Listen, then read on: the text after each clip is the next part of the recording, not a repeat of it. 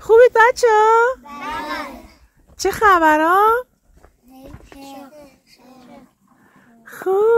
خوب درس میخونی؟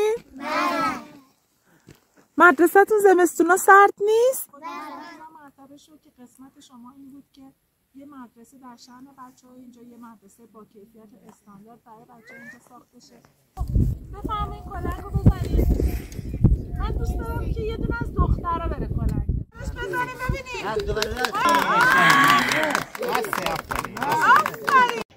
خب سلام و خسته نباشید. خیر و مقدم میگم خدمت همه دوستانی که محبت کردن، از راه دور تشریف آوردن برای افتتاحیه.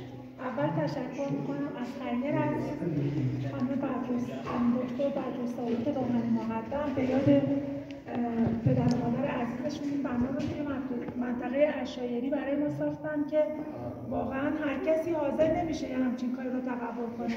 هزینه‌های بالا، زمان طولانی ساخت، واقعا کار سختی بود. خدا خیرشون بده.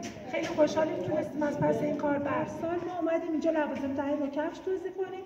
نمیخواستیم مدرسه بسازیم ولی دیدیم انقدر مسئولن، داشتن کپر میساختن برای بچه‌هاشون برای فصل سرد. دیدیم انقدر مسئولن، ترتمیز کپر رو میسازن، بهشون گفتیم ما برای شما مدرسه رو میسازیم. ازتون خواهش میکنم مراقب مدرسه باشید. خود من هر سال سرکشی میکنم این مدرسه رو مثل خونه‌های خودتون تمیز نگه دارید. پرداش خریدار شده حتما نصب کنید. هر جایی خرابی داشت تعمیر کنید. نذارید این مدرسه از سال گذشته اینجا 14 15 تا دانش آموز بیشتر نداشت. امسال 22 دانش آموز داره.